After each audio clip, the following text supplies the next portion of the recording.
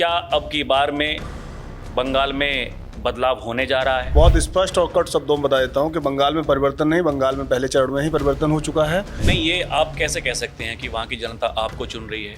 अभी आप देख रहे हैं सेकंड फेज का चुनाव और वहाँ आप देख रहे होंगे कि धमकी आ रही है। हम देख लो वो क्या देख ले वो भाई, आपके घर में आएंगे, उन्हें पता है कि आप टीएमसी को वोट नहीं दोगे, आपके घर में ताला डाल देंगे और आप हिम्मत नहीं जुटा पाएंगे कि आप पुलिस को फोन करें। आपके ऊपर ये आरोप लगा रहे हैं कि बीजेपी और चुनाव आयोग ने मिलकर के सांठगांठ करके वहां आर्मी को बुलाया है, सेंट्रल आर्म्ड पुलिस फोर्सेस है उनको बुलाया है और ये चुनाव को आपने कैप्चर कर लिया। आपने कभी देखा कि एक अच्छा आदमी, एक अच्छा इंसान, कभी उसको डर पैदा होता है? आप 2,500 नहीं, आप 2.5 लाख फोर्सेस लगा दो, अगर वो ईमानदार और स्पष्ट स्वच्छ छवि का है, उसे कोई डर नहीं होता। लेकिन अगर गुंडे और चोर के पीछे आपने एक आदमी भी लगा दिया तो वो क्या करेगा? तिल मिलाएगा, उल्टा सीधा बकेगा, दौड़ेगा, भागेगा। क्यों? क्योंकि उसे पता है हम लोगों को डराने का काम नहीं करते हैं। अब आप मौलानाओं से झाड़ू लगवाएंगे? अगर मौलाना झाड़ू लगाने की आप बात कर रहे हैं, अगर मौलाना आतंकवादी का काम करेगा, गुंडे का काम करेगा, लोगों को परेशान करेगा, उकसाने का काम करेगा तो झाड़ू लगवाया जाएगा। इसमें क्या गलत है? अगर वो तुष्टीकरण की राजनीति कर रहे हैं तो आपने भी क्या हिंदुओं को एकजुट करने के लिए वो रणनीति अपनाई? मौलाना भी परेशान है, मुसलमान भी परेशान है। दीदी ने मुसलमानों को वहाँ सिर्फ लड़ने का काम सिखाया, मरने का काम सिखाया और पिटाने। मतलब आप पूरी तरह से जिस तरह से शुद्ध गुंडा बन सकते हो। जो यूपी के इनकाउंटर स्पेशलिस्ट हैं अजय पाल शर्मा, देखिए उनका एक वीडियो वायरल हो रहा है इस समय। एक जहांगीर खान उनके घर में गए और कहा कि कायदे में रहोगे तो फ़ायदे में रहोगे, नहीं तो ऐसा ही हाल किया जाएगा जिसके लिए हमें जाना जाता है। अब अगर उसके सिंडिकेट के गुंडे किसी को जाके थ्रेट देंगे तो उसको ये समझाना गलत है क्या? बंगाल तो आप कह रहे हैं कि आप जीत रहे हैं। हाँ, यही बता दीजिए कि कितनी सीटें आपकी आ रही हैं अनुमान? बंगाल में मैं आपको लिख के देता हूँ 160 और 70 के आसपास। दर्शकों नमस्कार, डीएनपी इंडिया में आपका स्वागत है। मैं हूं राहुल चौधरी। बंगाल का चुनाव प्रचार खत्म हो गया, लेकिन एक बड़ा सवाल छोड़ गया कि आखिर बंगाल में क्या होगा? क्या परिवर्तन होगा या फिर टीएमसी सरकार एक बार फिर से वहां पर बन जाएगी? और जिस तरीके से माहौल बंगाल का चुनाव अब की बार हमने देखा, क्या बीजेपी के बड़े बड़े नेता या फिर छोटे से छोटा कोई कार्यकर्ता, सब ने वहाँ पर डेरा डाल के रखा हुआ था, जिस वजह से टीएमसी पार्टी को बताया जा रहा है कि काफ़ी परेशानियां हुई। और ऐसी भी खबरें आ रही हैं कि एक डर, एक दिमाग में ये क्या होगा क्या नहीं होगा, कि आखिर इतना प्रेशर बन गया क्या? बहुत सारे सवाल हैं। हमारे साथ अशोक यादव जी हैं, बीजेपी प्रदेश मंत्री हैं और बंगाल में चुनाव प्रचार के दौरान ये रह करके आए हैं, बखूबी बंगाल का चुनाव देखा है और ये भी पता लगाने की कोशिश की कि अब की बार माहौल क्या है। देखिए, माहौल जब जानने की बात आती है दर्शकों, तो सबसे बड़ा सवाल दिल में यही हो जाता है कि दो चीज़ें होती हैं कि या तो लोग परिवर्तन के साथ में हैं या फिर लोग सत्ता के साथ में हैं। बखूबी जानते हैं अशोक जी, तो पहला सवाल तो यही कि क्या अब की बार में बंगाल में बदलाव होने जा रहा है? क्या वाकई बीजेपी की इतनी मेहनत जो दिख रही थी ज़मीन पर, वो मेहनत कामयाब होने वाली है या फिर से खेला हो बे? देखिए राहुल जी, सबसे पहले आपको नमस्कार, आपके दर्शकों को मेरी तरफ से बहुत बहुत नमस्कार और आपके चैनल के माध्यम से बंगाल की जनता को स्पेशल धन्यवाद और नमस्कार बोलना चाहूँगा। और आपको बहुत स्पष्ट और कट शब्दों में बता देता हूँ कि बंगाल में परिवर्तन नहीं, बंगाल में पहले चरण में ही परिवर्तन हो चुका है जी। और अब जो सेकंड फेज है ये हमारे लिए प्लस है। ये हमें 170 और 180 ले जाने वाला चरण है। हम 120 और 117 के बीच में सीटें पहले चरण में मतलब जीत चुके हैं। पहले चरण का आप बता रहे हैं? पहले चरण में हम 117 से लेके 120 सीट के बीच में हम पहले चरण में जीत चुके हैं। ये बिल्कुल घोषित परिणाम आने का इंतजार है। और वो आपको जो मैं इतना दावे के साथ बोल रहा हूँ, वो भाजपा की, अभी आपने बोला ना कि जमीन पे भाजपा क्या कर रही थी, वो जमीन का परिणाम है। भाजपा के कार्यकर्ता बूथ पर तो एक्टिव थे, बूथ जीता चुनाव जीता, माननीय गृह मंत्री जी का जो वर्ड है, स्लोगन है, हम उस पर तो पूरी भाजपा काम कर रही थी। लेकिन उसके साथ साथ हर घर में संपर्क जो भाजपा का था, लोगों के अंदर जो लंबे समय से टीएमसी पिछले 15 साल से राज्य कर रही है, उससे पहले कम्युनिस्ट थी। टीएमसी के राज्य में आप जो भय की अभी बात आपने बोला, भय था, मैं आपको ये साक्षात प्रमाण के साथ बताता हूँ कि जब मैं घर घर बैठ के बात कर रहा था लोगों से, छोटी छोटी टुकड़ी में बात कर रहा था, घर घर बैठ रहा था, तो वहाँ पर लोगों का एक ही सवाल था कि साहब क्या मुझे डर से मुक्ति मिलेगी? तो भाजपा का नारा, भाजपा का शासन भय मुक्त शासन होता है।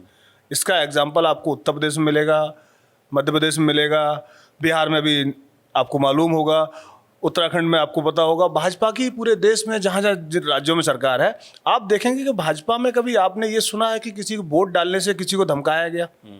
लेकिन बंगाल में ये वोटर को पता होता है कि उसको टीएमसी के गुंडे आएंगे, वो धमकाएंगे।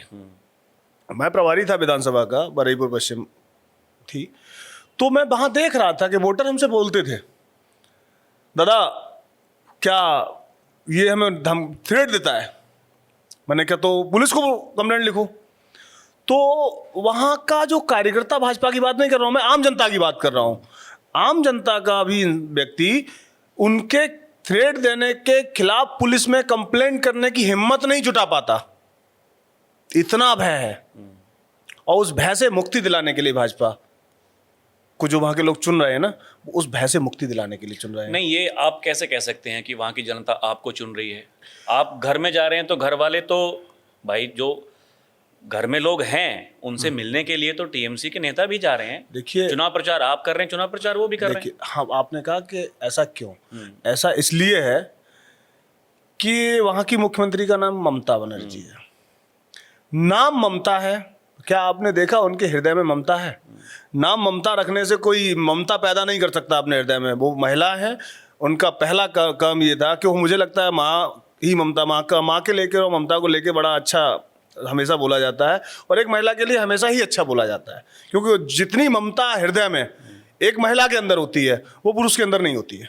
और मैं बहुत स्पष्ट बता रहा हूँ कि महिला का दिल बहुत सॉफ्ट होता है, और माँ, क्योंकि उसके कोख से हम जन्म लेते हैं तो उसके अंदर ममता होती है। उनका नाम ममता है, लेकिन उनके हृदय में ममता नहीं है। वो इसलिए बता रहा हूँ कि आपने देखा नहीं उन्होंने कितने घर उजाड़े हैं, कितनी बहनों माताओं का सिंदूर उजाड़ा है, और वो उन्होंने कह के खुल के कराया है। अभी आप देख रहे हैं सेकंड फेज का चुनाव, और वहां आप देख रहे होंगे कि धमकी आ रही हैं, हम देख लो वो क्या देख ले वो भाई, आप समझ रहे हैं कि आप धमकी दे रहे हैं। वहां पर टीएमसी का हर बूथ पर गुंडा पैदा होता है, नेता नहीं पैदा करते हैं, वो अच्छा कार्यकर्ता पैदा नहीं करते हैं, संस्कार नहीं देते पार्टी के, वो कहते हैं अच्छा गुंडा पैदा हो जाओ और इनको थ्रेट दो और वोट डालो। तो ऐसे माहौल और ऐसे वातावरण में आपको लगता है कि 15 साल बहुत होता है झेलना आदमी के लिए, वहाँ बहुत लोगों ने झेला है। और वो मैं इसलिए आपको बता रहा हूँ बार बार कि वहाँ हमने घरों में बैठ के बात की है, तो लोग बोल रहे हैं कि भैया हम भाजपा को ही वोट देंगे। आपको पता है वो इलेक्शन से पहले क्या करते हैं, बताते हैं। आपके घर में आएंगे, उन्हें पता है कि आप टीएमसी को वोट नहीं दोगे, आपके घर में ताला डाल देंगे, और आप हिम्मत नहीं जुटा पाएंगे कि आप पुलिस को फोन करें, नहीं बोलेंगे, आप लिख के नहीं देंगे।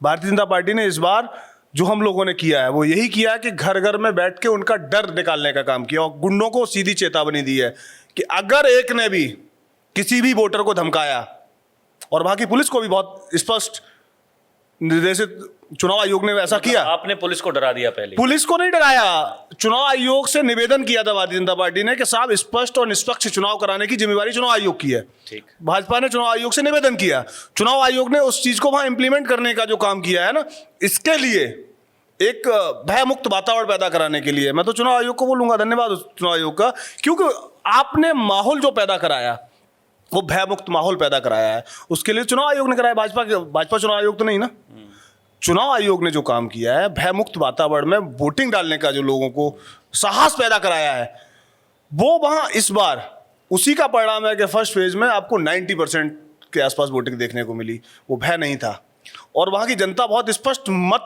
नहीं है, स्पष्ट मूड बना चुकी है, उनका बिल्कुल क्लियर है कि हमें भय से मुक्ति चाहिए, और इस बार गुंडों की खैर नहीं है। नहीं, पहले चरण का जो मतदान हुआ, देखिए ये इतिहास बंगाल में इससे पहले इतनी वोटिंग कभी नहीं हुई। चुनाव आयोग को लोग कह रहे हैं उन्होंने अच्छा काम किया, जो केंद्रीय बल हैं वहाँ पर 2500 कंपनियां हैं, 2,500 कंपनियां, और जो खबरें हैं वो ये कि चुनाव के नतीजे जब आ जाएंगे तो 500 कंपनियां रहने वाली हैं। 2,000 वापस आ जाएंगी, लेकिन 500 कंपनियां रहेंगी कि चुनाव के नतीजों के बाद जो वहाँ पर हिंसा की खबरें जो आती हैं इस बार कम से कम ना आ सके, सरकार किसी की भी बने। लेकिन बड़ा सवाल ये है कि जो नेता बंगाल में जा रहे हैं चुनाव प्रचार करने के लिए टीएमसी के समर्थन में, वो ये कह रहे हैं कि वहाँ की जनता को डराने के लिए इतनी आर्मी यहाँ पर लगाई हुई है। टीएमसी पार्टी हो, उनके नेता हो या फिर जो उनके सहयोगी हैं, वो आपके ऊपर ये आरोप लगा रहे हैं कि बीजेपी और चुनाव आयोग ने मिलकर के सांठगांठ करके वहाँ आर्मी को बुलाया है, सेंट्रल आर्म्ड पुलिस फोर्सेज है उनको बुलाया है, और ये चुनाव को आपने कैप्चर कर लिया। राहुल जी, एक बात बताते हैं आपको, और ये आपको समझने की जरूरत है। डरता कौन है? आपने कभी देखा कि एक अच्छा आदमी, एक अच्छा इंसान, कभी उसको डर पैदा होता है? आप 2,500 नहीं, आप 2.5 लाख फोर्सेस लगा दो एक आदमी के घर के आसपास, आप 2.5 लाख फोर्सेस लगा दो, अगर वो ईमानदार और स्पष्ट स्वच्छ छवि का है, उसे कोई डर नहीं होता। लेकिन अगर गुंडे और चोर के पीछे आपने एक आदमी भी लगा दिया तो वो क्या करेगा? तिल मिलाएगा, उल्टा सीधा बकेगा, दौड़ेगा, भागेगा। क्यों? क्योंकि उसे पता है गुंडा ही करता है, उसका काम है। और उसके पीछे आपने फोर्सेस लगा दी तो गुंडा क्या फोर्सेस से बड़ा गुंडा है? फोर्सेस गुंडा नहीं होती, लेकिन उनका काम क्या है? लॉ एंड ऑर्डर मेंटेन करना। और लॉ एंड ऑर्डर मेंटेन करने के लिए उनको अपना काम करना पड़ेगा। तो गुंडा क्या करेगा? तो वो तिल मिलाएगा, वो यही जो आप बता रहे हो यही सब बोलेगा। बाकी जनता नहीं बोल रही है, गुंडे बोल रहे हैं। और जिन नेताओं की आप बात कर रहे हो, उन नेताओं का कैरेक्टर आप पता कर लो। आप मुझे 2 नेताओं का नाम बताओ, मैं उनका कैरेक्टर बताता हूँ कि जो ये बोल रहे हैं कि हाँ इतना लोगों को डराया जा रहा है, तो मैं उनका नाम बताता हूँ कि किसको कौन डरा रहा है। जनता कभी भी नहीं डरती है, और ना जनता को कोई डरा सकता है। देश में लोकतंत्र है, देश संविधान से चलता है, और कोई माई का लाल नहीं है जो देश की जनता को डरा ले।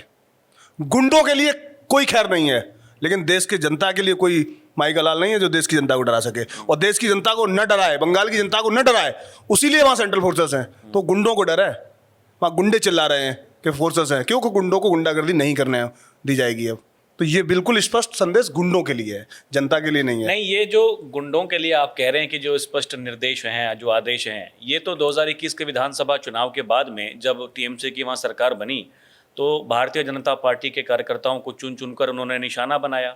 लोग देखिए ये भी सवाल पूछते हैं, आपकी सरकार बन जाए तो आपके लिए वो एक उपलब्धि हो सकती है, लेकिन जो आपका कार्यकर्ता आपके लिए दिन रात मेहनत करके वहाँ पर काम किया, आपने उनको अकेले क्यों छोड़ दिया? 2021 के विधानसभा चुनाव के बाद की मैं बात कर रहा हूँ, जब कई कार्यकर्ताओं को निशाना बनाया गया टीएमसी के। आपके अनुसार, आप जो कह रहे हैं कि टीएमसी के गुंडे हैं, तो मतलब उस समय कार्रवाई क्यों नहीं की गई? सब कुछ आपके हाथ में था। राहुल जी, मैं आपको करेक्ट करता हूँ, आप अपने थोड़े से वर्ड करेक्ट करो। उनको अकेला छोड़ दिया गया। भारतीय जनता पार्टी का हर कार्यकर्ता भाजपा का परिवार है, तो कभी भी परिवार के सदस्य को कोई इधर उधर नहीं करता, परिवार के सदस्य को कोई नहीं बोलता। तो परिवार का हर भाजपा का कार्यकर्ता भाजपा का परिवार का सदस्य है। वहां पर हमारी सरकार नहीं है, 21 में हमारी सरकार नहीं बनी। टीएमसी के गुंडों ने चुन चुन के भाजपा कार्यकर्ताओं को चिन्हित किया। और उसके बाद उनके घरों को, आपको नहीं पता, मैंने देखा है, घरों पर बिल्डोजर चलाए, घर बिल्कुल जमीन प्लेन कर दी। वो इसलिए कर पाए क्योंकि वहां पर जो राज्य सरकार थी, लॉ एंड ऑर्डर मेंटेन राज्य सरकार का था। अगर वो यूटी होता तो सेंट्रल का इन्वॉल्वमेंट होता, वो राज्य सरकार थी। उन्होंने जो चिन्हित करके चुन चुन के जो हरकत की है, जिस तरह से लोगों को परेशान किया, मारा पीटा, मार दिए।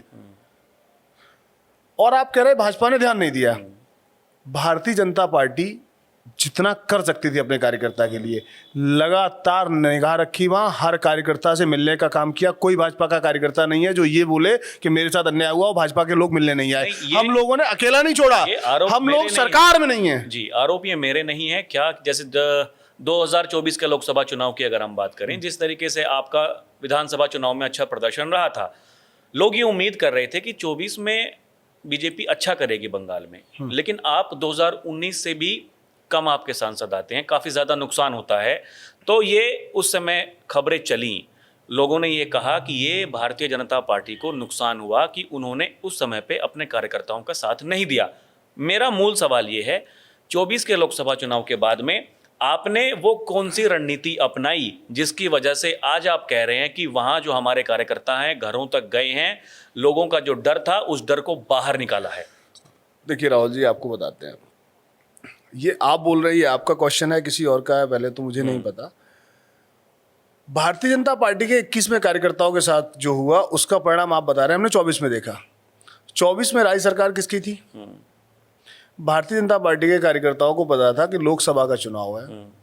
वहां पर मैं आपको पहले ही बोला मैंने कि वहां उन्हें ये टीएमसी के गुंडों को, बूथ पर जो उनके गुंडे हैं पैदा हुए, उनको पता होता है कि ये भाजपा को वोट नहीं दे, ये भाजपा को वोट देगा, ये टीएमसी को वोट नहीं देगा। तो जो भाजपा को वोट देगा उसके घर के बाहर ताला लगा देते हैं। ताला लगाने का परिणाम है 24 में, आपको मैं स्पष्ट बता रहा हूं, जो भाजपा की सीटें कम हुई हैं उनका कारण और परिणाम ये था कि जो लोग 21 में भाजपा को वोट दिए हैं वो फिर से 24 में भाजपा को वोट देंगे। उनके सबके घरों के बाहर ताले लगाए टीएमसी गुंडों ने। और वहां मैंने अभी आपको बोला था कि वहां लोग हिम्मत नहीं जुटाते हैं पुलिस से लिखित कंप्लेंट करने की। उनको इतना डर है कि अगर मैंने लिखित कंप्लेंट कर दी ये मुझे मार देगा, पुलिस कुछ नहीं करेगी। वो डर था, इस वजह से 24 में हमारे जो परिणाम थे वो अनुकूल तब भी था। सेंट्रल आर्म्ड पुलिस फोर्सेस, देखिए सेंट्रल आर्म फोर्सेस थी, लेकिन वहां 24 के बाद सबको पता था राज्य सरकार की पुलिस फिर उनके साथ अत्याचार करेगी। राज्य सरकार नहीं बदलने वाली है, केंद्र की सरकार है। तो सेंट्रल फोर्सेस आप लगातार लंबे समय तक, या तो आप राष्ट्रपति शासन लगाएं, राष्ट्रपति का शासन नहीं लगता है तो आपकी पुलिस, सेंट्रल फोर्सेस के पास ये राइट नहीं होता कि किसी के ऊपर एफआईआर कर दे। ये काम राज्य सरकार का है। और राज्य सरकार किसकी है? तो वहां 24 का परिणाम था वो राज्य सरकार के अनुकूल उन्होंने गुंडागर्दी के प्रति बना लिया, अनुकूल अपने अकॉर्डिंग बनाया। लेकिन 26 में जो हो रहा है, जो 24 में दर्द झेले, उनके घरों में ताले लगा दिए, 21 की मार पिटाई जो उन्होंने की गुंडों ने, उन सब का अंदर से उबाल जो है, अंदर से एक होता है ना, बहुत ज़्यादा आप परेशान होते हैं एक समय के बाद, तो आखिर में हर चीज़ का एक अंत होता है। भ्रष्टाचार का अंत होता है, गुंडागर्दी का अंत होता है, तानाशाही का अंत होता है, और दीदी तानाशाही जैसे करती हैं। आप एक चीज़ पता है कि अभिषेक बनर्जी वहाँ दीदी के भतीजे हैं, उनकी भाषा आपने कभी सुनी है? हाँ, वो तो बयान भी अभी वायरल हुआ। बयान देश के नहीं, गृह मंत्री अमित शाह, उन्होंने 4 तारीख का अल्टीमेटम दिया। अल्टीमेटम नहीं, 12 बजे के बाद में बंगाल में नहीं रहोगे। उन्होंने जो शब्द इस्तेमाल किए वो बहुत अशोभनीय है, और मुझे लगता है ये उनके संस्कारों पर क्वेश्चन मार्क लगाते हैं। आपकी भाषा, आप कट कितनी भी हो सकती है, लेकिन संयमित होनी चाहिए। आपके शब्द जो है, आप एमपी भी हैं और आप एक पार्टी के जैसा, वो अपने आप को सुपर सीएम मानते हैं। दीदी वहाँ नाम की सीएम है, सुपर सीएम वो अपने आप को मानते हैं, ऐसा लोग बताते हैं। जिस तरह की भाषा इस्तेमाल अगर आपका लीडर करता है, और उसके गुंडों को ये स्पष्ट संदेश है, यही मैसेज रहता है कि आपको ये करना है, वोट नहीं डालने देना है, थ्रेट देना है, हम तुम्हें देख लेंगे, हम तुम्हें मरवा देंगे, पुलिस कुछ नहीं करेगी। ये मैं वो बता रहा हूँ जो मैंने वहाँ देखा है घर घर जाके। आपको मैं कुछ फोटोग्राफ्स दिखाऊंगा, आप हैरान हो जाएंगे कि रात के अंधेरे में भाजपा कार्यकर्ताओं ने वहाँ बैठकें जब कर रहे थे तो टीएमसी के गुंडे आसपास घूम रहे होते थे, वो रेकी कर रहे थे। वहाँ रैगिंग, आपको बूथ रैगिंग का बड़ा एक प्रचलन है, बूथ रैगिंग से बहुत वो होता है, वो चिन्हित कर रहे हैं। लेकिन इस बार उनको बहुत स्पष्ट संदेश है कि बूथ रैगिंग अगर की तो जैसा माननीय गृह मंत्री जी ने कहा था कि 4 तारीख के बाद उल्टा लटका के सीधा कर देंगे। और ये गुंडों को पता भी है कि भारतीय जनता पार्टी सरकार तो बना रही है, लेकिन उनको उल्टा के लटका के सीधा करने का काम जो इस बार होने वाला है। हम कभी किसी का घर नहीं तोड़ते, हम किसी को थ्रेट नहीं देते। भाजपा संस्कार के साथ, सम्मान के साथ और लोकतंत्र के साथ, और लोकतंत्र में आस्था रख के विश्वास करती है, उसके साथ भारतीय जनता पार्टी काम करती है। तो भारतीय जनता पार्टी के कार्यकर्ता गुंडे नहीं हैं, गुंडे ही नहीं दिखाते हैं। उनका काम है आपके साथ आएंगे, प्यार से बात करेंगे, नमस्ते करेंगे और आपकी सुनेंगे, और अपना स्पष्ट नमस्ते करेंगे सब देश के लिए। हमारा अपना क्या, माननीय प्रधानमंत्री जी के परिवार है क्या, अपने परिवार के लिए काम कर रहे हैं। लेकिन दीदी का भतीजा है, दीदी भतीजे से बाहर नहीं निकल पा रही हैं। उनको इतना मोह हो गया भतीजे का, किसी भी तरह से भतीजा सीएम बन जाए, और उसके लिए गुंडागर्दी की तो बात छोड़ दो, आप देसी बम फेंकवाती हैं भाई। आपने देखा होगा अभी देसी बम, वहां मैं देख रहा हूं कि देसी बम क्या होता है, ये कि देसी बम इसलिए होता है कि भय का माहौल पैदा करा दो, बम फेंकवा दो। हिंदू वोटर्स, जहां लगता है कि हिंदू वोटर्स हैं, या हिंदू मुस्लिम पोलराइज करना है, ये दीदी का काम है, तो वो बम फेंकवाती है। अब अगर आपके घर के बाहर, राहुल जी मुझे एक बात बताओ, आपके घर के बाहर अगर कोई बम फेंक देता है, ठीक है, कोई जनहानि नहीं हुई, बम फेंकने के बाद आपको लगता है, आपको कोई कहे कि वोट डालने जाओ, और फिर आपने देखा हो कि आपके घर के बाहर बम फोड़ा गया है, आप क्या करेंगे? आपको लगता है वोट डालने जाएंगे? ये माहौल कौन पैदा कराता है? दीदी के गुंडे। तो आप इस तरह के माहौल में अगर आप बात देखेंगे तो कैसे उम्मीद करते हैं आप? अगर सेंट्रल फोर्सेस डेपुटेड नहीं की जाती, वहां सेंट्रल फोर्सेस अगर कम भी रहे, फोर्स के 10 लोग और गुंडे 50, 10 लोग क्या करेंगे? आपको नहीं बताऊं, गुंडों के पास भी वही हथियार हैं जो सेंट्रल फोर्सेस के पास हैं। घुसपैठिए दीदी बुलाने के लिए क्या क्या उपाय करती हैं, क्या क्या षड्यंत्र रचती हैं, अगर आप देखेंगे तो आप हैरान हो जाएंगे। कभी लाइव देखिए बंगाल में जाके। नहीं वो ठीक है, हमने कई स्टोरीज उस पर की भी, हमने उन खबरों को भी देखा, लेकिन क्या है कि लोग फिर यही कहते हैं कि जैसे कि अभी आपने कहा, हम लोगों को डराने का काम नहीं करते हैं। अब आप मौलानाओं से झाड़ू लगवाएंगे। उत्तर प्रदेश के मुख्यमंत्री योगी आदित्यनाथ जी ने कहा, देखिए मैं नहीं, लेकिन जो दूसरा तबका है वो ये कहते हैं कि ये योगी जी की भाषा कैसी है। वो ये कहते हैं कि अमित शाह खुलेआम धमकी दे रहे हैं कि उल्टा लटका करके सीधा कर देंगे। क्या वो उनकी नहीं भाषा तो गुंडे है? के, राहुल जी आपको बता रहा हूं मैं, बिल्कुल क्लियर बता रहा हूं, गुंडे के लिए हम कुछ भी, गुंडे को नहीं माफ करेंगे। मौलाना अगर गुंडे ही करेगा तो बर्दाश्त नहीं करेंगे। बिल्कुल क्लियर है, कनेक्शन वही है। कनेक्शन नहीं है। गुंडा हमारे लिए भाजपा ने कहा कि देश में शांति, देश में लोकतंत्र, देश में लॉ एंड ऑर्डर बना रहना चाहिए, आम जनता परेशान ना हो। आप गुंडों की बात करेंगे तो मैं तो बोल रहा हूं कि गुंडों को उल्टा लटका के मारने का काम किया जाएगा। अगर मौलाना झाड़ू लगाने की आप बात कर रहे हैं, अगर मौलाना आतंकवादी का काम करेगा, गुंडे का काम करेगा, लोगों को परेशान करेगा, उकसाने का काम करेगा, तो झाड़ू लगवाया जाएगा। इसमें क्या गलत है? गलत करने वाले को नहीं बख्शा जाएगा। लेकिन क्या कोई एक अच्छा आदमी बोल दे, जनता का आम नागरिक देश में जो आप जनरल वे में आप देखते हैं, उनमें से कोई ये कहे कि उसको किसी ने धमकाया, उसके लिए गलत बोला, मैं गारंटी देता हूं कि ऐसा नहीं बोला जाएगा। कोई भाजपा का कार्यकर्ता या भाजपा का कोई भी नेता किसी भी आम जनता को सुरक्षा देने के लिए, अगर वो सारे काम मौलाना झाड़ू लगवाने की बात है, उल्टा गुंडों को उल्टा लटकाने की बात है, तो वो सारे काम किए जाएंगे। आम जनता को सुविधा और सुरक्षा देने का काम भारतीय जनता पार्टी का सुशासन यही है। पंचर की दुकान भी खुलवाएंगे उनकी, अभी टीएमसी के गुंडों की। देखिए, टीएमसी के गुंडों की पंचर की दुकान खुलेगी नहीं खुलेगी ये मैं नहीं बोलूंगा, लेकिन मैं ये जरूर कहूंगा कि गुंडागर्दी उनकी ठंडी जरूर हो जाएगी। गुंडागर्दी नहीं कर पाएंगे। जिस तरह से आपने माहौल खराब किया है बंगाल का, तो उसमें तो देखो कोई कोताही नहीं होने वाली है। नहीं, बंगाल का चुनाव अब की बार का ना एकदम अलग सा रहा। एक जिज्ञासा है चुनाव के नतीजे जब आते हैं, जैसे दिल्ली को लेकर था कि क्या होगा क्या नहीं होगा, ठीक वैसे ही बंगाल को लेकर भी है। क्या है कि एक पार्टी लंबे समय से भाई वो शासन में है, 15 सालों की सरकार है, और सामने वो पार्टी चुनाव लड़ रही है जिसकी केंद्र में सरकार है। तो आपके तरफ लोगों को बताने के लिए था कि भाई डबल इंजन की सरकार बनेगी तो हम ये विकास करेंगे, हम बंगाल को यहाँ से वहाँ पहुँचा देंगे। आपके विरोधी जो हैं आपके ऊपर ये आरोप लगाते हैं कि आप भी तो वही काम कर रहे हैं, वो ध्रुवीकरण की राजनीति। आप कहते हैं कि तुष्टीकरण की राजनीति करती हैं ममता दीदी, लेकिन आपने कहा कि बंगाल की धरती को काबा की धरती नहीं बनने देना है। वो जो ये सारे के सारे जो शब्द हैं ये थोड़े गंभीर शब्द हो जाते हैं जब इस तरह की बातें होती हैं, क्योंकि सामने वाले ने कहा कि उनके तो दिल में काबा है और नैनों में मदीना। तो मुख्यमंत्री जी गए, उन्होंने कहा कि बंगाल को काबा की धरती नहीं बनने देंगे। फिर सामने वाले वो हमने देखा कि अब बाद में हनुमान चालीसा का पाठ भी करते हुए दिखाई दिए। मेरा सवाल ये है कि आपने जो ये रणनीति अपनाई कि ज़्यादा वो, एक बार ठीक है प्रधानमंत्री जी कह रहे हैं कि हम विकास करेंगे, जैसे हम केंद्र में सरकार हमारी है, बंगाल में आ जाते हैं तो उद्योग खुलवाएंगे, तरह तरह की चीज़ें जो चुनाव से पहले कोई भी सरकार वादा करती है जो केंद्र में, कि हम उस राज्य में चले जाएंगे तो जैसा हमने वहाँ किया हम यहाँ करके दिखाएंगे। अगर वो तुष्टीकरण की राजनीति कर रहे हैं तो आपने भी क्या हिंदुओं को एकजुट करने के लिए वो रणनीति अपनाई? क्या ये पार्टी की टेबल पर बैठ करके चुनाव से पहले ही रणनीति बन चुकी थी कि हमें उनकी काट ऐसे करनी है? आपको एक बात बताएं, कल मेरे पास बंगाल में जी कई मौलाना आए मिलने, आपको बताते हैं। और मौलाना अब दिखाएंगे, मैं व्हाट्सएप दिखाता हूँ आपको।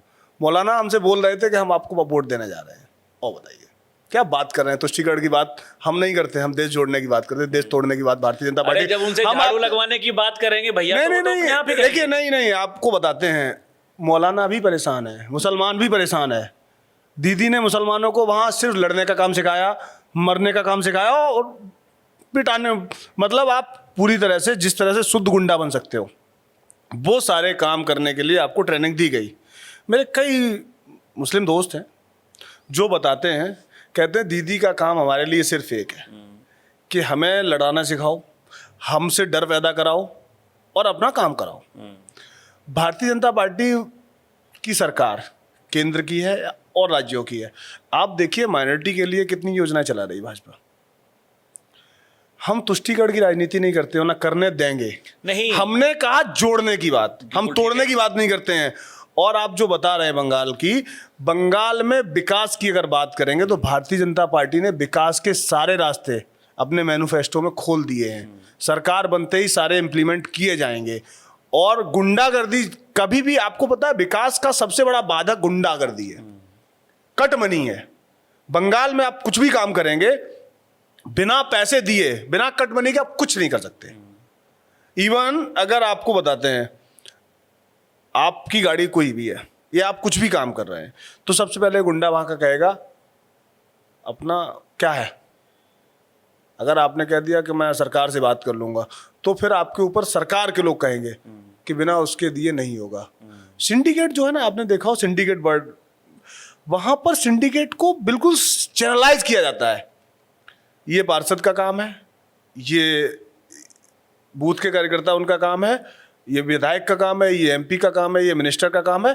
टीएमसी इस तरह से सिंक करती है और सिंक करके पूरी एक चैनल बना के पूरा वसूली सिस्टम जाता है अभिषेक के पास। ये टीएमसी का काम है। उस सिस्टम को तोड़ के विकास के रास्ते पर बंगाल को लाने की भाजपा ने मैनिफेस्टो में कहा है। तो भाजपा विकास ही करेगी, लेकिन विकास करने से पहले गुंडों का सफाया भी जरूरी है, क्योंकि भय मुक्त माहौल में ही आप एक अच्छा समाज पैदा कर सकते हैं। जिस समाज में भय होगा, आपको लगता है वह विकास होगा? तो सबसे पहले गुंडागर्दी खत्म करने के बाद ही वह उद्योग। आपको पता है बंगाल देश की आर्थिक राजधानी हुआ करती थी। पिछले 15 साल के शासन में दीदी ने क्या किया? कितने उद्योग लगाए? जो उद्योग बहुत अच्छे थे उनको उखाड़ फेंका या वो डर की वजह से चले गए। अगर आप किसी को काम नहीं करने देंगे, आपके गुंडे रोज आके धमकाएंगे, वसूली मांगेंगे, तो आदमी कहां से काम करेगा? तो लोग बंगाल को उजाड़ने का काम किया है दीदी ने। और आप जो तुष्टिकरण की बात कर रहे हैं, जय बंगला क्या है? दीदी बोलती, दीदी का जय बंगला, जय बंगला पूर्वी बांग्लादेश का नारा है। आप दूसरे देश का नारा किस देश में लगवा रही हो? अपने राज्य में, जहां की आप मुख्यमंत्री हो। जनता देख नहीं रही है कि कौन तुष्टिकरण नहीं, मतलब पश्चिम बंगाल को बर्बाद करने का नारा लगाने वाली पार्टी, नारा लगाने वाली सरकार, उस सरकार को आप कह रहे हैं कि गुंडागर्दी उनको करने दी जाए? किसी भी कीमत पर उनकी गुंडागर्दी नहीं चलने दी जाएगी। और इसको तोड़ना फोड़ना नहीं है।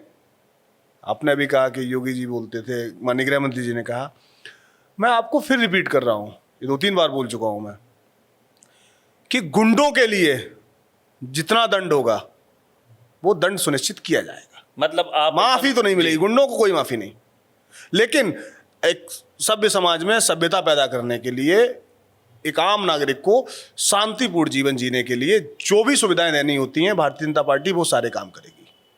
आपने कहा कि देखिए हम विकास की राजनीति करेंगे और यही हम करते आए हैं, लेकिन उससे पहले आपको गुंडों को वहां से खत्म करना होगा। ये तो प्रैक्टिकल बात है। आप एक चीज बताएं, आपको लगता है कि गुंडों के साथ रह के आप कोई विकास की बात, मतलब आप ये कह रहे हो कि कैसे चोर करेंगे? मैं थोड़ा वो जानना चाहता हूँ। क्या एक रणनीति जैसे यूपी में अपनाई गई? यूपी में क्या किया कि पहले भाई आराम से समझाएंगे, नहीं समझेंगे तो फिर यूपी में तो देखो इनकाउंटर के लिए जाना जाता है। और वही आऊँगा, जो यूपी के इनकाउंटर स्पेशलिस्ट हैं अजय पाल शर्मा, देखिए उनका एक वीडियो वायरल हो रहा है इस समय। वो जाकर के एक जहांगीर खान उनके घर में गए और कहा कि कायदे में रहोगे तो फायदे में रहोगे, नहीं तो ऐसा ही हाल किया जाएगा जिसके लिए हमें जाना जाता है। मेरा वही है, क्या वो आपके समझाने से समझ जाएंगे या फिर उसके बारे में भी अभी से आपने सोच लिया है, जो चुनाव के दौरान हमें दिखाई दे रहा है? क्योंकि है वहां पर ममता दीदी की सरकार, लेकिन जिस तरीके से काम हो रहा है ये देख करके ऐसा प्रतीत होता है कि सब कुछ सिस्टम आपके हाथ में है, आप जिस तरीके से चाह रहे हैं मतलब ऐसे चला रहे हैं। नहीं, आप गलत कह रहे हैं। सिस्टम चुनाव आयोग के हाथ में है, हमारी सरकार नहीं है। अभी चुनाव आयोग की जिम्मेवारी है और उनकी नैतिक जिम्मेवारी है कि चुनाव आयोग को, और आपको बताओ चुनाव आयोग ने बहुत पहले स्पष्ट कर दिया था कि बंगाल में चुनाव बहुत निष्पक्ष, निडर और साफ सुथरे होंगे, कोई भय का माहौल नहीं होगा। और भय का माहौल अगर कोई भी पैदा करेगा तो उसको बख्शा नहीं जाएगा। आपने जिस जागीर खान की बात की, आपको उसका रिकॉर्ड पता है? मैं बंगाल में था, साउथ 24 परगना में मेरा जादवपुर जिला आता है, जादवपुर जिले की सांसद टीएमसी की है। उसी विधानसभा का, जिस विधानसभा का मैं प्रभारी था, उस विधानसभा पे स्पीकर है माननीय बिमेन बनर्जी। बिमेन बनर्जी का आपको इतिहास पता है? आपको जागीर खान का इतिहास पता है? अगर नहीं पता तो आप जानो एक बार। जागीर बहुत बड़ा गुंडा है, जो अभी बोलता है कि मरवा दूंगा 1 घंटे में, अगला पता लगा आधा घंटे में वो आदमी हिंदुस्तान में, दुनिया में नहीं है। उस गुंडे को अगर अजयपाल शर्मा जी बोल रहे हैं, अजयपाल जी आईपीएस है, और आईपीएस का पुलिस आईपीएस काम क्या है उनका? लॉ एंड ऑर्डर मेंटेन करना। अगर उनको लॉ एंड ऑर्डर मेंटेन करने के लिए अगर किसी गुंडे को क्या धमकाया, ये कहा कि सही से रहो, गुंडागर्दी मत करो, आप जो थ्रेट दे रहे हो, उसके गुंडे थ्रेट दे रहे थे।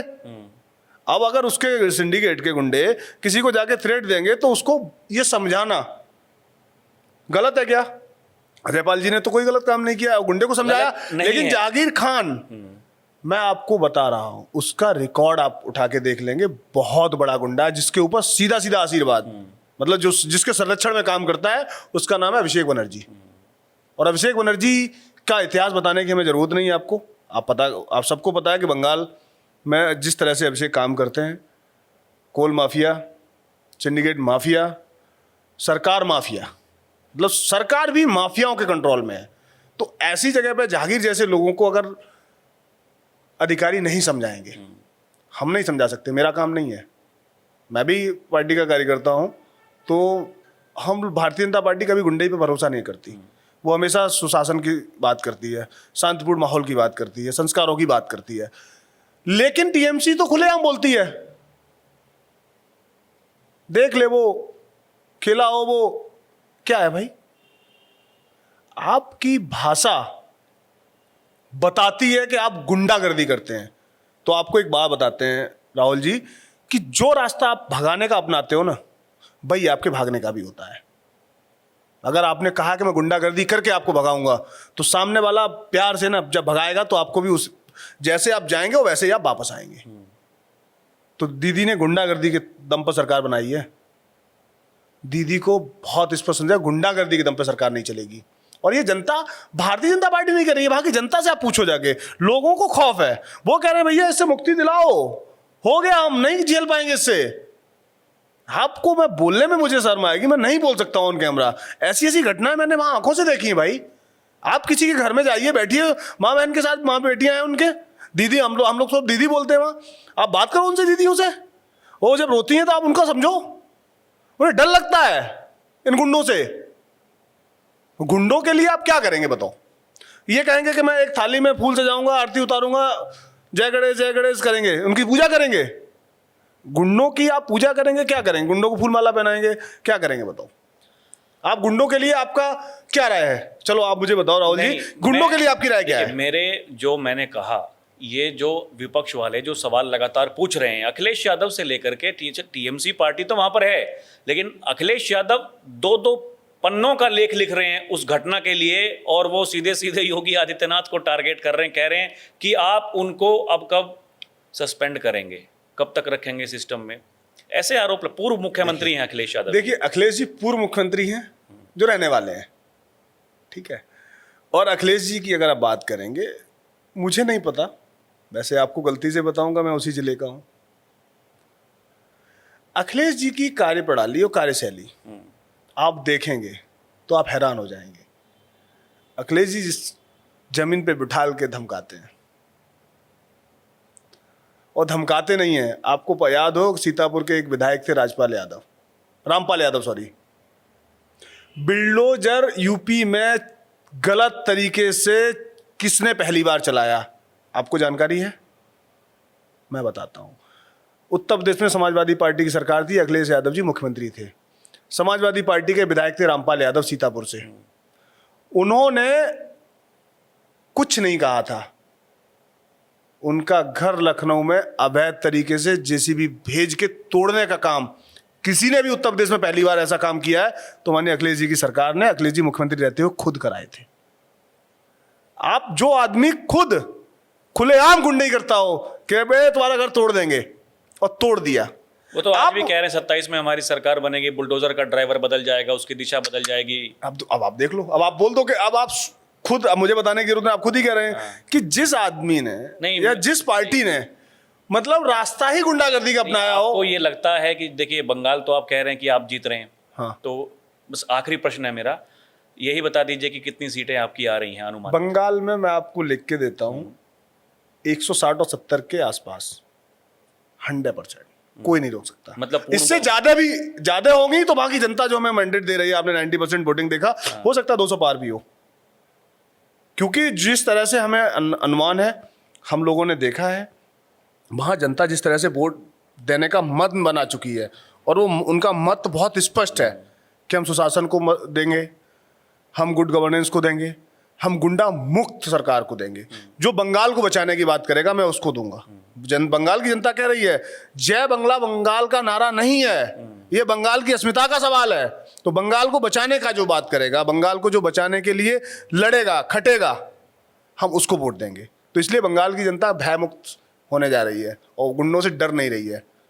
तो बंगाल में सरकार तो भाजपा बना रही है, और आपने सीट पूछी, दोनों बातें बता दी।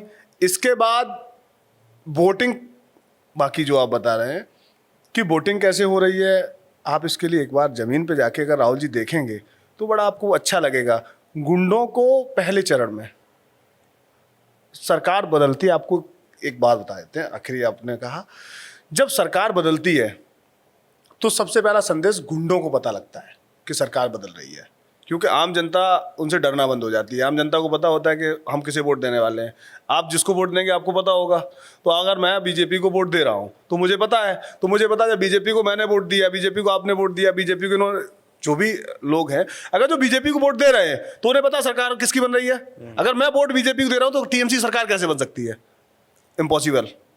तो जब जनता को पता था, गुंडों को पता लग गया, तो गुंडे बहुत ठीक हैं, और गुंडों को यही चेतावनी है कि जितना हो सकता है पोलिंग से दूर रहो, धमकाने का वर्ड भूल जाओ। जो थ्रेट है, बंगाल में थ्रेट बोलते हैं, थ्रेट दिया, हम लोग थ्रेट कम यूज करते हैं, थ्रेट दे रहा है साहब, दादा थ्रेट दे रहा है, मैं फोन आ रहा है लगातार व्हाट्सएप पे कि दादा थ्रेट दे रहा था, अभी ठीक है बात करते हैं। आप एक चीज थ्रेट दे रहा है, थ्रेट क्या है? उस माहौल से बंगाल को मुक्त कराना है, इसलिए भारतीय जनता पार्टी सरकार बना रही है। वहां सरकार नहीं बना रही है, वहां की जनता भारतीय जनता पार्टी सरकार बना रही है। भारतीय जनता पार्टी थोड़ी सरकार बना लेगी। अच्छा, वहां की जनता भारतीय जनता पार्टी सरकार बना के दे रही है, इसी थ्रेट से मुक्त होने के लिए। लोग ये कह रहे हैं कि अब बंगाल के बाद में बीजेपी का पूरा तंत्र तो बंगाल में लगा हुआ था, और जितने भी जो हिंदूवादी संगठन हैं वो भी बंगाल में हैं। अब अगला जो चैलेंज है वो यूपी है बंगाल के बाद। तो यूपी को आप कैसे देख रहे हैं? देखिए सबसे बड़ा सूबा है, सबसे ज़्यादा लोकसभा सांसद वहीं से चुन करके आते हैं, 10 साल की सरकार है।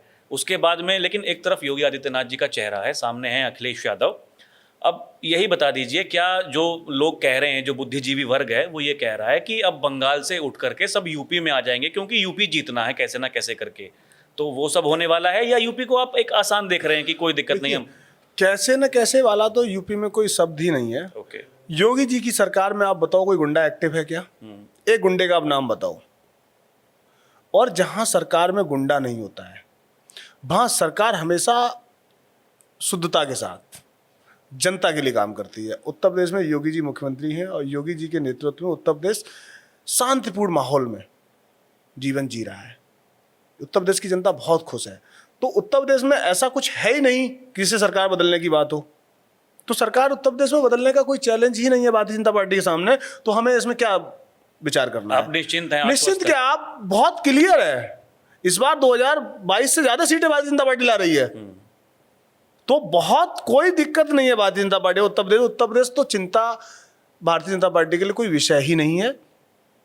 बंगाल विषय था, बंगाल में भारतीय जनता पार्टी को जनता ने चुन लिया है, इसलिए वहां सरकार बना रहे हैं, और उत्तर प्रदेश की जनता पहले से भाजपा को चुन के बैठी है। तो उत्तर प्रदेश में चिंता की कोई बात नहीं है। उत्तर प्रदेश में भारतीय जनता पार्टी हैट्रिक लगाएगी 2027 में। इसके लिए आपको पहले जानकारी दे देता हूँ, फिर अगर जब बैठेंगे आपके साथ बात होगी तो हम कहेंगे कि देखो राहुल जी, मैंने आपको कहा था कि हैट्रिक भारतीय जनता पार्टी लगाएगी। कोई चैलेंज ही नहीं है। आप जिनकी बात कर रहे हैं उनके लिए खुद का ही चैलेंज है कि इस बार वो कहाँ से लड़ेंगे और जीतेंगे। इस बार उनके लिए बहुत रास्ता आसान नहीं है, क्योंकि उनके लिए उनका परिवार है। अगर आप बात करेंगे उनकी, तो मैं बताता हूँ उनके लिए वो किसकी राजनीति करते हैं, यादव और मुसलमान की। आपको उसी पे अब आपको बता देते हैं। अच्छी बात, यादव और मुस्लिम की राजनीति करते हैं माननीय अखिलेश जी। अखिलेश जी के पास 37 सांसद हैं। 37 में से यादव कितने हैं? 5। वो 5 यादव कहाँ से हैं? उत्तर प्रदेश में 10 से 12% पॉपुलेशन यादवों की है। जो व्यक्ति एक पार्टी का मुखिया है, 10 से 12% यादवों का प्रतिनिधित्व करते हैं और वो अपने आप को कहते हैं कि मैं यादव, वोट हमारा, मैं यादव का ठेकेदार। ठेकेदार साहब, ये बता दो, आपकी जनता के 37 MP आपकी पार्टी के हैं, 37 में से 5 MP हैं आपके पास। वो 5 कितने यादव हैं जनता से, या सिर्फ अपने घर के 5 MP हैं? आपको क्या लगता है उत्तर प्रदेश का यादव पागल है? वो समझ नहीं रहा है कि अखिलेश जी जहां सदन भेजने की बात होगी वहाँ आजमगढ़ से धर्मेंद्र जी होंगे, बदायूं से आदित्य यादव होंगे, फिरोजाबाद से अच्छे जी होंगे, मैनपुरी से डिम्पल जी होंगे और कन्नौज से खुद होंगे। मतलब परिवार के लोग 5 सांसद हो जाएंगे उत्तर प्रदेश के जगह जगह से। बाकी के उत्तर प्रदेश के यादव ठेगा। मतलब यादव पागल है क्या? यादव बुद्धिजीवी नहीं है क्या? भाई साहब, यादव बहुत UPSC में है, गंवार नहीं है। यादव पढ़ा लिखा है। नेताजी का दौर था, नेताजी सबको लेके चलते थे। वो अगर समाज की बात करते थे, उनके समय में आप देखो परिवार के सब MP नहीं होते थे और भी यादवों को मौका मिलता था। अखिलेश जी सिर्फ अपने परिवार के यादवों को मौका देते हैं, 5 के 5 MP अपने घर से। तो क्या मतलब उत्तर प्रदेश का यादव पागल है? मैं आपको लिख के दे रहा हूँ, इस बार उत्तर प्रदेश में भारतीय जनता पार्टी कम से कम 20 MLA यादव होंगे। लिख लो अभी आप, चलो मैं आपको बता रहा हूँ। उत्तर प्रदेश में भारतीय जनता पार्टी 20 MLA यादव बनाने जा रही है। कम से कम 20 MLA भारतीय जनता पार्टी की तरफ सदन में होंगे। और बताइए, और आप अखिलेश जी की बात करते हैं, अखिलेश जी किस दम पर सरकार बनाएंगे? मुस्लिम उन्हें वोट नहीं देना पसंद करता, उन्हें पता है कि हमारे वोट की राजनीति करते हैं। तो अखिलेश जी के लिए रास्ता आसान छोड़ो, रास्ता ही नहीं है। आपको देंगे वोट? मुस्लिम विकास को वोट देंगे, भारतीय जनता पार्टी को नहीं, विकास को वोट देंगे। उनके लिए जो विकास करेगा, उनके लिए जो योजना चलाएगा। अगर भारतीय जनता पार्टी योजनाएं उनके लिए चला रही होगी तो भारतीय जनता पार्टी को वोट देंगे। समाजवादी पार्टी अगर योजनाएं चलाती है सिर्फ गुंडा पैदा करो, तो उनको देंगे। लेकिन फिलहाल अखिलेश जी का विकास एक परिवार है। यादव विकास उनके कहीं श्रेणी में नहीं आता। अगर यादव आता तो 5 में से 1 आध MP और यादव होता। तो इसलिए आप बिल्कुल निश्चिंत रहिए। 27 तो भाजपा के लिए फाइट ही नहीं है उत्तर प्रदेश में। जहाँ फाइट होती, कंपटीशन होता है, मेहनत होती, तो लगता है कि ठीक है भाई, दिक्कत होगी। और यादव को जो मूर्ख बनाने की बात करते हैं, यादवों की उनका कुछ नहीं होने वाला। यादव बहुत समझदार है, बहुत बुद्धिजीवी है, बहुत पढ़ा लिखा है। भाई यादव से बड़ा राजनीतिज्ञ कौन? कृष्ण यादव थे, बिना हथियार चलाए, पूरी बिना शस्त्र उठाए पूरा महाभारत करा दिया। किसी दिन शस्त्र चलाने की जरूरत नहीं पड़ी। तो अखिलेश जी उसी कुल से आते हैं और भी उत्तर प्रदेश के यादव भी कृष्णवंशी हैं। तो अगर यादव एक अकेले वो नहीं है, यादव सब राजनीति करते हैं। उन्हें पता है कि इनका विकास, इनको मौका बहुत दिया गया। 12 में CM बने, 17 तक CM थे। कितने यादव उनकी कैबिनेट में थे? 14 में लोकसभा लड़े, कितने यादवों को टिकट दिया? 19 लोकसभा लड़े, कितने यादवों को टिकट दिया? 24 लोकसभा में कितने यादवों को टिकट दिया? आप काउंट कर लेना। अगर 24 का लोकसभा चुनाव में अगर वो देश की तीसरी बड़ी पार्टी बन के आए, तो उनमें से उन्होंने कितने यादवों को टिकट दिया है? आप एक बार चेक करेंगे तो समझ में आ जाएगा कि उत्तर प्रदेश का यादव पागल नहीं है। और इस बार अखिलेश जी को जय श्री कृष्ण बोल के विदाई लेने वाला है। इसलिए 27 में उनकी सपने भी दूर दूर नहीं। मैं 32 की कहूँगा, एक बार अखिलेश जी 32 का विचार करें, फिर जब 32 का बात आएगी तब देखेंगे 37 में क्या होगा उनके साथ। फिलहाल वो 32 का विचार करें, 27 तो उनके कहीं डिक्शनरी में भी नहीं है। अशोक जी, आपने समय दिया, बहुत बहुत धन्यवाद। बहुत बहुत धन्यवाद। दर्शकों, अभी के लिए इतना ही। देखते रहें DNP इंडिया, हर खबर भरोसे के साथ। नमस्कार, जय हिंद, जय भारत।